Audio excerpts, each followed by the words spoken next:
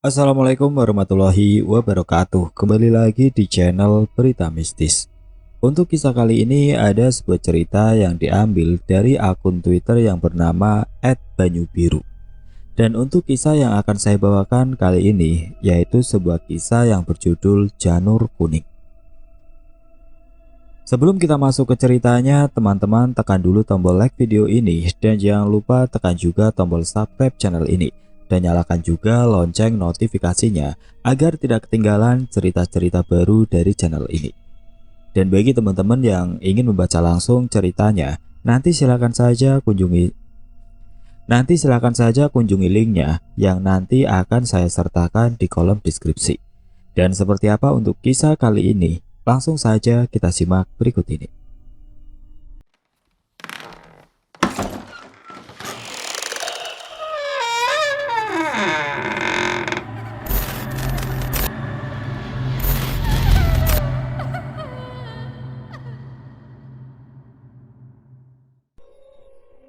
Mari kita berbagi untuk kisah ini. Tetap ambil hikmahnya saja dari cerita ini. Cerita ini dari kisah nyata. Keluarga mamaku, sebutan untuk ibu, dari Medan. Kami dari suku Batak marga Simalungun, lebih tepatnya Saragi, Horasbang, lebih tepatnya dari Kabupaten Bangan Batu. Untuk kecamatan dan desa saya skip. Marga mamaku yaitu suku Batak yang terkenal akan lidah berbulu. Pada masa itu terkenal kekeramatannya. Sedang ayahku berasal dari salah satu kota di Jawa, tepatnya berasal dari kota kelahiran presiden kita saat ini. Awalnya kami bertempat tinggal di Medan. Kami mempunyai rumah sederhana ukuran 12 kali 10 meter. Rumah kami terbuat dari setengah kayu dan bawahnya tembok. Lalu plesteran semen biasa, beratapkan seng. Rumah yang sangat kami cintai saat itu, sekarang tinggal sebagai kenangan terakhir kami sekeluarga. Rumah kami dulu bercat merah, kombinasi biru, yang menjadi kenangan masa kecilku yang penuh kebahagiaan. Kisah ini berawal saat keluarga kami ditawari tanah dari Jambi oleh kenalan ayahku. Masih kuingat jelas namanya, dia adalah Pak Herman. Orangnya ini berumur 40 tahunan. Saat dia menawari keluarga kami di Medan tentang informasi tanah beserta rumah yang murah di Jambi, diinformasikan tanah itu seluas 50 hektar beserta rumahnya. Waktu itu kami ditawari dengan harga 200 juta. Berbekal informasi dari Pak Herman, waktu itu kami sekeluarga berminat untuk pindah ke Jambi karena rumah dan tanahnya tergolong murah saat itu. Pada akhirnya, ayahku tertarik membeli tanah itu. Siang itu saat ditawari, ayah terlihat aneh karena langsung mengiyakan permintaan Pak Herman tanpa menawar terlebih dahulu harga tanah di Jambi sama sekali. Padahal waktu itu masih dirembukan sama keluarga besar. Mamaku dari awal sudah curiga, kok tiba-tiba langsung menerima tawaran tersebut. Padahal ayah sendiri belum mengecek dan melihat lokasi terlebih dahulu. Selang 2 minggu kemudian, Pak Herman datang lagi ke rumah untuk meyakinkan keluarga besar kami. Pada waktu Pak Herman datang dan memberi rayuan manis, ayah semakin yakin dan mantap. Di sini ayah juga malah ikut meyakinkan keluarga yang lain.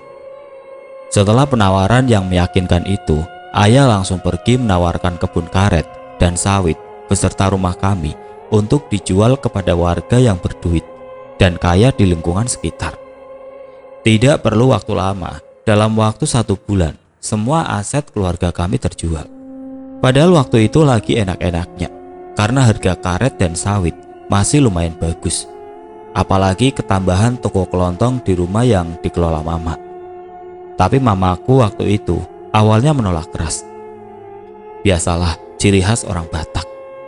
Pada akhirnya mama tetap patuh dan menurut sama ayah yang akhirnya menyetujui keputusan ayah. Sementara kami anak-anaknya 2 bersaudara laki-laki semua. Aku sebagai anak pertama sebut saja namaku Deno. Aku saat itu masih duduk di bangku SMA kelas 2, sedangkan adikku waktu itu masih duduk di bangku SMP kelas 2 juga. Adikku ini bernama Niko. Saat keputusan ayah sudah bulat untuk pindah, sekolahku dan adikku terpaksa harus berhenti di Medan karena harus ikut ayah dan mama ke Jambi. Sore itu kami berangkat dari Medan sekeluarga. Kami dari Medan bersama Pak Herman selaku penunjuk arah dan penjual kebun serta rumahnya. Kami ke Jambi membawa truk besar. Seingatku truk 135 PS.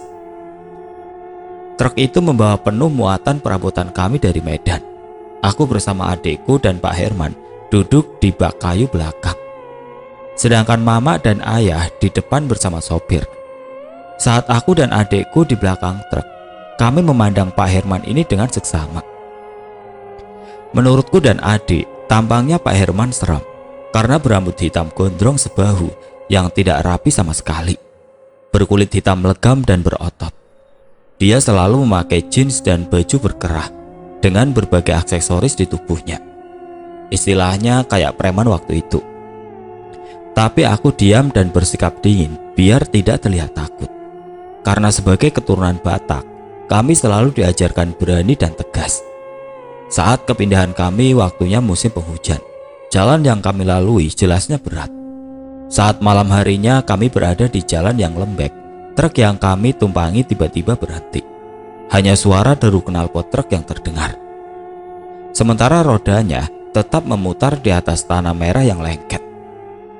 "Ayo turun semua, bantu dorong!" teriak Pak sopir yang sudah berdiri di samping truk. "Iya Pak," jawab kami yang di belakang. Semua penumpang turun kecuali mama. Sedangkan Pak sopir kembali ke kabin truk untuk menakodai kendaraannya sembari melihat kondisi ban truk yang keluar dari jebakan tanah liat merah. Kami semua membantu mendorong truk dan memberi kayu dan batu pada ban sebagai pijakan agar ban truk terbebas dari tanah liat yang lengket. Tapi usaha kami sia-sia. Malam itu kita hanya bisa duduk-duduk menunggu kendaraan lain lewat. Sekian lama kendaraan ini terjebak dalam tanah merah yang mencengkram. Akhirnya solusi terakhir, truk yang kami naiki harus ditarik oleh truk lain. Sekian lama kami menunggu. Akhirnya ada pengendara lain yang lewat dan peduli untuk membantu kami. Pada akhirnya kami bisa meneruskan perjalanan kembali. Memang jalanan tanah merah malam itu sangat lengket dan sangat mengganggu. Perjalanan kami tempuh selama 2 hari. Perjalanan yang panjang dan sangat melelahkan. Kejadian seperti tadi sekitar 6 kali. Sampai yang terakhir, ban truk yang kami naiki termakan semua oleh ganasnya medan jalanan. Setiap kali truk terjebak oleh ganasnya jalan waktu itu, aku berangan-angan. Apakah ini sebagai tanda awal yang buruk bagi keluarga kami? Tapi setelah truk bisa jalan lagi, angan-anganku itu hilang dengan sendirinya. Akhirnya setelah 2 hari kami tiba di Jambi. Waktu itu sudah malam, kira-kira jam 10. Aku membayangkan dari Medan rumah baru yang akan kami tinggali adalah di kota. Ternyata dugaanku salah.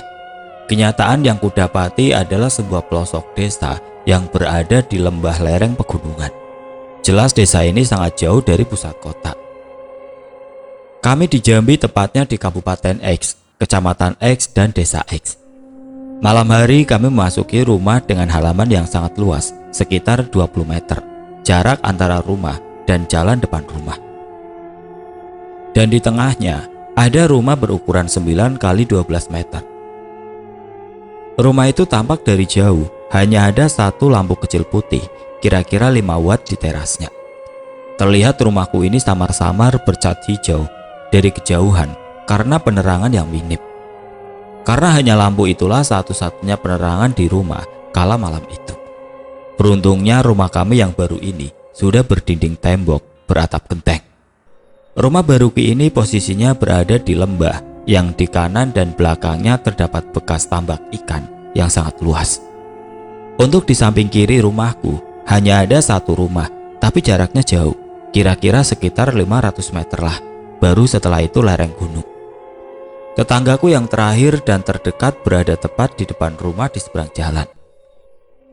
Kira-kira 8 meteran panjang jalan di depan rumahku ini, baru rumah tetangga. Malam pertama di sini cukup dingin. Semoga tidak seperti nasibku yang menjadi dingin di lingkungan baru ini. "Den, kamu bantuin masukin barang ya," perintah ayah saat masih berdiri di samping truk. "Iya ya," jawabku.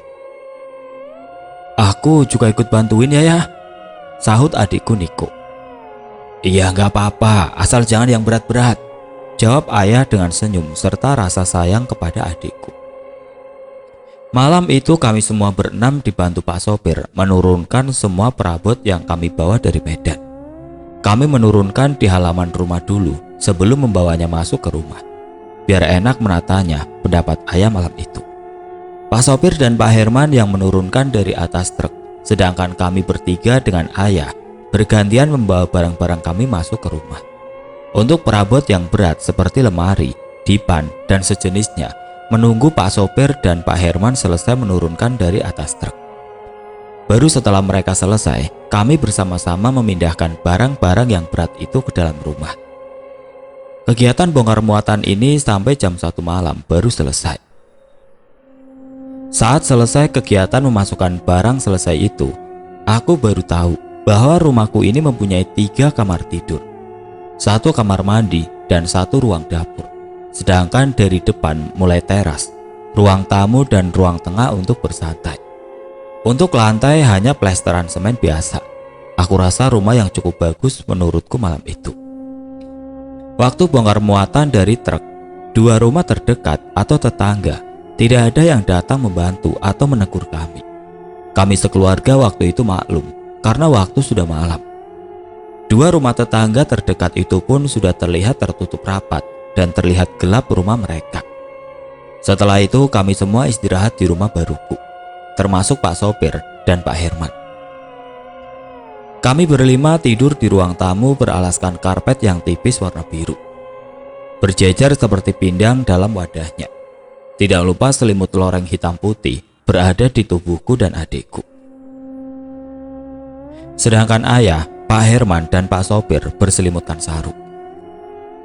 Untuk mamaku tidur di kamar sendirian beralaskan kasur pusat tipis berwarna coklat tua, berselimut kambal hijau tebal. Suasana semakin larut semakin dingin pula di rumahku, serta kabut mulai menutupi lereng pegunungan sampai ke rumahku. Suara burung liar yang saling bersautan.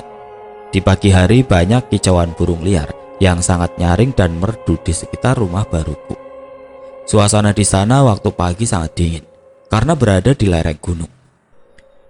Kabut dan embun menemani di pagi itu. Tidak lupa embun-embun itu menancapkan dirinya pada ujung-ujung rumput halaman rumahku. Di rumah baru ini, hawanya benar-benar menandakan area pegunungan yang masih asri dan alami. Hari itu kami semua mulai aktivitas pada jam 6. Sedang mamaku sudah bangun, entah mulai jam berapa. Aku sendiri tidak tahu. Mama kelihatannya bangun duluan untuk menyiapkan sarapan seadanya untuk pagi itu. Padahal mama juga sudah 2 hari dengan kami kurang istirahat. Karena sudah jadi kebiasaannya juga, mamaku selalu rajin dan tepat waktu untuk semua kegiatan rutinnya. Di pagi itu aku sendiri masih merasa capek dan lelah, sedangkan adikku masih tidur. Memang sengaja pagi itu aku tidak membangunkannya karena kasihan. Begitu pula mama dan ayah yang tidak tega melihat adik yang masih tidur sangat lelap di pagi yang dingin. Aku yang sudah bangun bergegas membantu mama menyiapkan makanan di dapur baru. Meskipun aku cowok, aku tidak segan ikut membantu masak dan belajar masak dari mamaku. Setelah beberapa saat, semua hidangan sudah tersedia di ruang tamu. "Dek, bangun, ayo sarapan dulu," ucapku dengan tangannya kugoyang-goyangkan. "Iya bang," jawabnya pelan yang menandakan kelelahannya di pagi itu. Serta dengan pelan, ia berjalan menuju kamar mandi. Sekitar jam 8 pagi, kami semua sarapan bersama. Setelah itu ayah membayar ongkos truk dari Medan ke Jambi kepada Pak Sopir. Tidak begitu lama setelah menghitung uangnya, Pak Sopir langsung pamit pulang ke Medan tanpa membawa muatan lagi. Sementara itu mama masuk ke rumah ambil HP dan kembali di teras rumah untuk telepon kakek di Medan untuk memberi kabar. "Assalamualaikum, halo ya," kata mama. "Waalaikumsalam, iya Nang Buru," nama panggilan kesayangan kepada anak perempuannya. "Gimana kabarnya? sudah sampai belum? Tanya kakek. Sudah ya, tadi malam jam 10, jawab mama. Gimana cucuku, sehat semua kan? Tanya kakek. Iya ya, syukur kami semua sampai di sini selamat dan sehat semua, jawab mama. Oh ya, sudah, kalau begitu hati-hati di situ, pesan kakek. Iya ya, jawab mama. Kalau ada apa-apa, hubungi ayah ya, pinta kakek lagi. Iya ya, tenang saja, jawab mama. Sudah dulu ya, Nang Buru mau beres-beres rumah dulu. Ini karena baru nyampe rumah baru tadi malam, kata mama. Oh, ya sudah, jawab kakek. Setelah melepas kepergian truk pagi itu dan selesai mama telepon kakek, kami berkumpul di teras rumah bersama Pak Herman. Dengan kami sekeluarga di pagi itu, kami masih duduk-duduk bersantai, sedangkan Pak Herman dan ayah duduk berhadapan dengan menikmati teh panas dan rokok filternya. Tapi hanya Pak Herman yang ngerokok, karena ayah dari dulu tidak pernah merokok. Pak Wijaya, habis ini mari ikut saya untuk melihat kebun yang sudah Bapak beli. Sekalian melihat batas patoknya, pinta Pak Herman disertai tangannya yang memainkan putung rokok yang sudah dibakar. Iya Pak, ayo sekalian sama istri saya biar ikut, jawab ayahku. Waktu itu aku masih di teras duduk berdua sama adekku, mendengarkan mereka berbicara. Aku di situ hanya mengamati pemandangan sekitar yang baru pertama kali aku lihat. Karena di sini sangat berbeda dengan tempat asalku. Setelah itu ayah mengambil motor yang sudah kami bawa dari Medan. Ayah memanasi motor besutan Jepang yang sudah kami bawa. Bro, suara motor ayahku. Deno, Mama tinggal lihat kebun dulu ya sama Pak Herman, pamit mamaku sambil berjalan menuju motor ayah. Iya mah, tapi jangan lama-lama mak. Deno takut kalau tinggal lama-lama di sini, jawabku yang sedang duduk dengan adekku. Cepetan balik mak, saut adekku. Iya bang, adek, mama cuma sebentar. Lagian mama juga belum beres-beres perabotan, jelas mama sambil naik motor di jok motor belakang ayah. Setelah itu Pak Herman bersama motor tanpa mereknya pergi dengan mama dan ayahku. Dia mengajak keliling melihat dan memastikan batas tanah yang baru dibeli oleh keluarga kami. Aku hanya berdua di rumah dengan Niko sampai sore setengah menggerutu dan jengkel. Sekian lama aku di rumah bersama adikku menunggu kedua orang tua yang harap-harap cemas. Karena bilangnya sebentar, ternyata sore baru datang. Sampai saat jam menunjukkan jam 4 sore, suara raungan keras motor Pak Herman dan motor ayah mulai terdengar. Sore itu kami langsung keluar dari rumah. Sebelumnya aku dan adikku hanya tiduran di dalam rumah. Saat aku berdiri di teras, aku lihat mama sudah berjalan menuju rumah. Mak, kok lama sekali? Katanya sebentar, tanyaku jengkel. Ya sabar bang, namanya lihat tapal batas, kan harus jalan dari ujung ke ujung kebun, jawab mamaku dengan tegas. Paling mama sama ayah jalan-jalan mampir ke rumah Pak Herman, tanyaku lagi yang tidak percaya kepada mama. Aduh bang, tadi mama sebenarnya ingin ke rumah Pak Herman, tapi Pak Herman hanya menunjukkan letak lokasi rumahnya tanpa memberitahukan rumahnya yang ditinggali sekarang, jelas mama. Masa mak?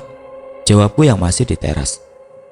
Iya bang, tapi biar saja, lagian sertifikat sudah dibawa ayah tuh, jawab mama dengan menunjuk ayah dan Pak Herman yang masih ngobrol di halaman rumah. Keterangan yang janggal menurut mamaku sore itu dan aku sendiri beranggapan yang sama dengan mama. Karena hanya menunjukkan lokasi rumah tanpa pernah diajak ke rumahnya dan diperkenalkan kepada keluarga atau ahli waris tanah tersebut. Tapi ayah di sini juga tidak mau memperdulikannya akan hal ini. Ayah masih sangat percaya dengan Pak Herman waktu itu.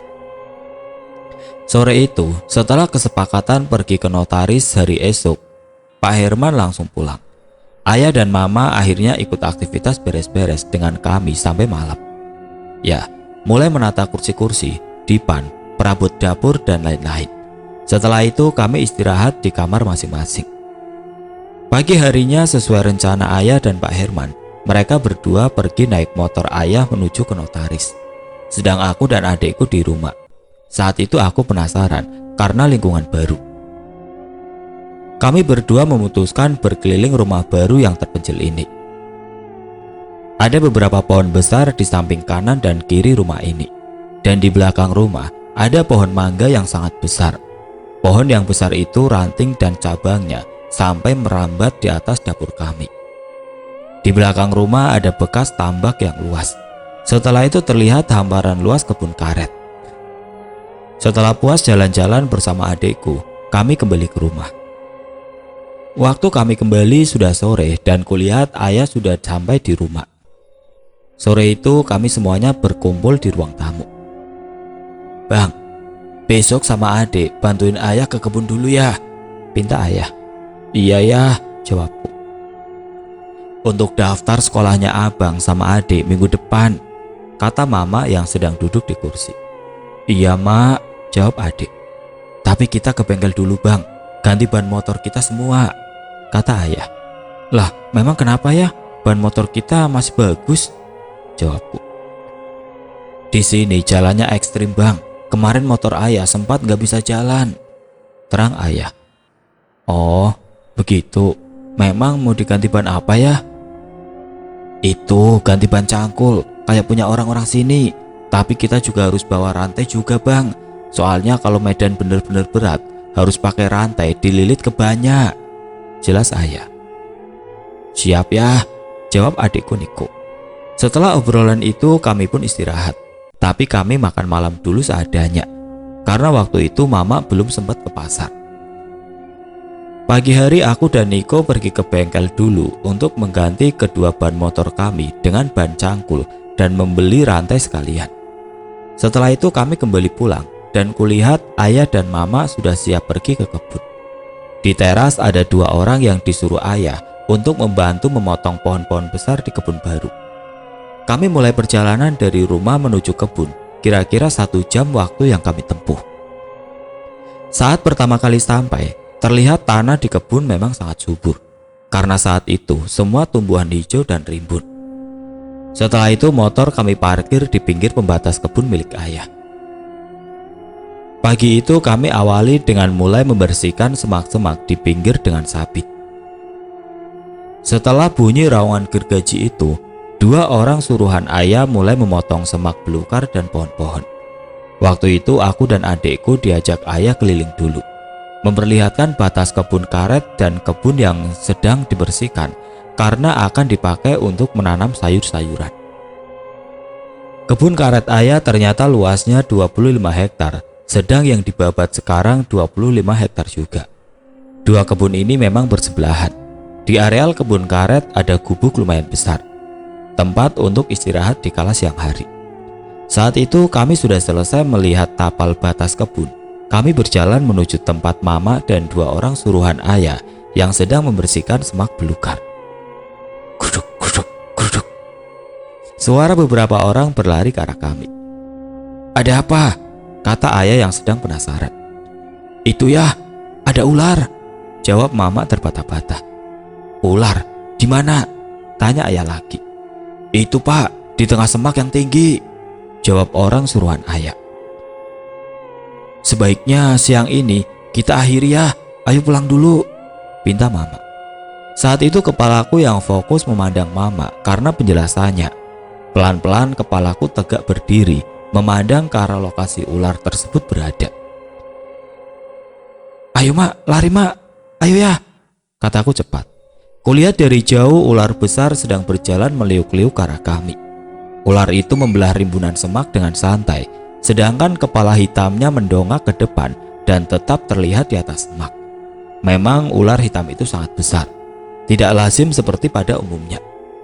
"Cepet pak, cepet," kata orang suruhan ayah. Kami semua siang itu berlari menuju motor yang diparkir di tapal batas kebun kami.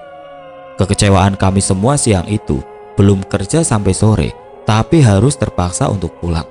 Itu juga demi keselamatan kami semua. "Ayo cepet pak," kata mamaku yang mulai panik memegangi motor. Kami naik motor dengan cepat. 3 motor itu saling adu balap di jalan yang licin. Selama di perjalanan, kami hanya diam, hanya teriakan motor kami yang saling bersautan. Aku dan Niko hanya melihat ketakutan dua orang suruhan ayah.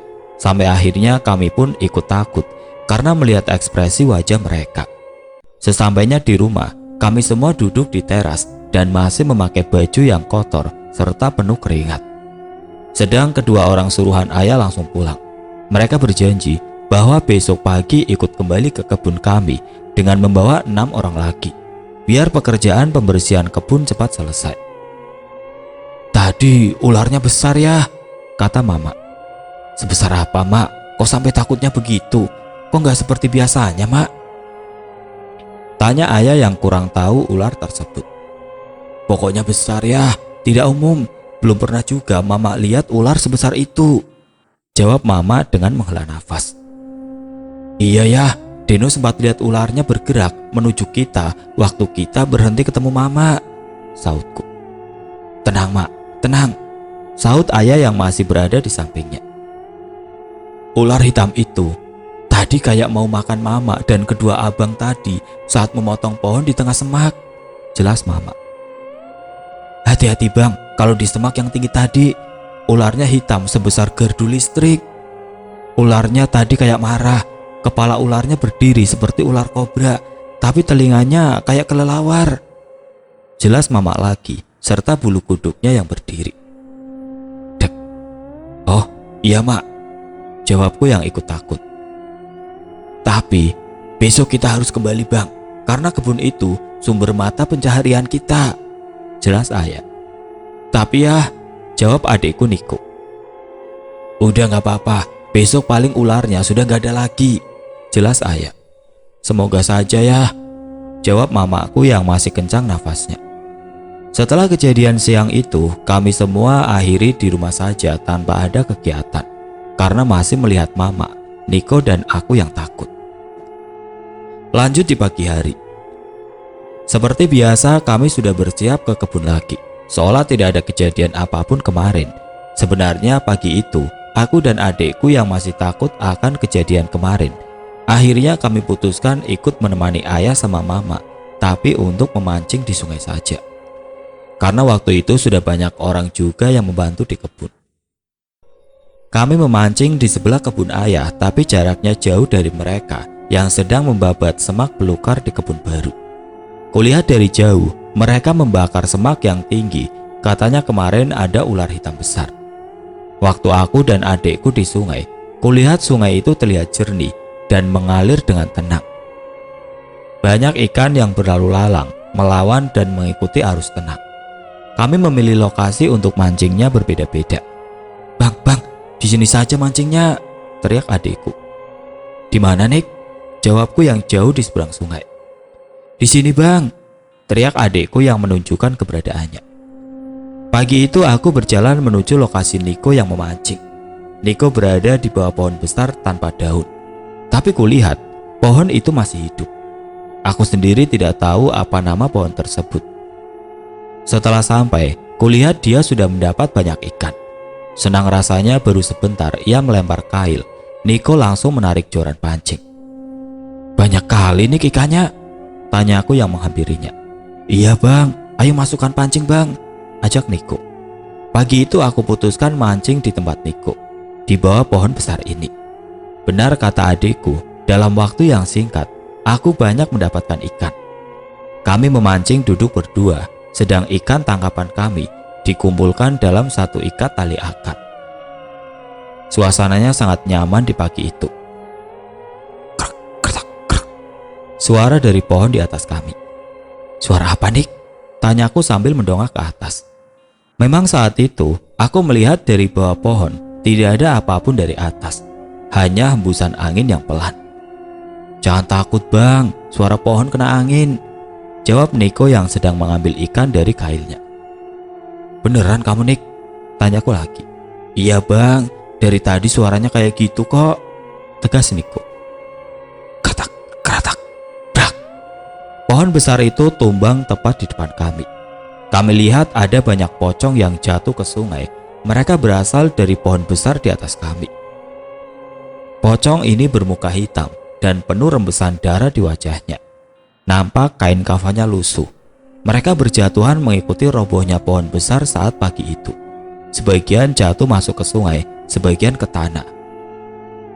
"Ah, setan! Niko, ayo lari!" teriakku. Iya bang," jawab Niko yang dia mematung dan kaget. Aku langsung memegang tangan Niko, menyeretnya untuk berlari menjauh dari sungai tadi. Di saat yang sama, joran pancing kami lempar ke muka pocong-pocong sialan. Gila bener daerah ini. Masih pagi, setan-setan pada kumpul reunian. Waktu itu aku masih berlari ketakutan mencari ayah dan mama. Aku berlari sambil berteriak mencari keberadaan mereka. "Ayah, mama!" teriakku sambil berlari. Kresek, kresek. Suara tubuh kami yang membelah rimbunya kebun belum dibersihkan. "Oi!" jawabnya dari kejauhan. Dari jauh kelihatannya ayah yang sedang membersihkan semak dengan mama. Mereka dengan santai mengumpulkan semak-semak itu untuk dibakar. Suara nafasku dan Niko sudah ngos-ngosan berlari menuju tempat ayah dan mama. "Ada apa bang?" tanya ayah. Di sana ada pocong banyak ya," jawab Niko yang masih ketakutan. "Iya ya," jawabku sambil menunjuk lokasi pocong yang pada jatuh dari pohon. "Makanya bantuin mama sama ayah, jangan main mulu," saut mama. "Iya mak, maaf mak," jawabku takut dan sedih pagi itu. Aku beranggapan saat berangkat tadi terhindar dari ular kemarin yang mengejar kami. Entah taunya malah pocong yang datang. Di pagi hari pula, pocong yang tidak tahu waktu, pagi-pagi udah takutin kami. "Mak, aku sama Niko pulang dulu ya," pintaku yang masih takut. "Ya udah bang, tapi abang sama adik beres-beres rumah ya. Kalau nyampe rumah," perintah mama. "Iya mak," jawab kami berdua. Pagi itu pun aku dan Niko langsung pulang ke rumah daripada di kebun. 2 hari baru di tempat ini, sungguh pengalaman yang sangat mengerikan bagi kami. Mau bantu mama di kebun banyak saya tanya, gak bantu juga itu adalah sumber penghidupan keluarga kami juga, pikir kami berdua.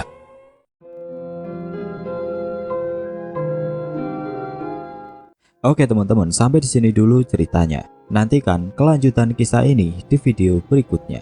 Agar tidak ketinggalan, klik tombol subscribe channel ini dan nyalakan lonceng notifikasinya. Wassalamualaikum warahmatullahi wabarakatuh.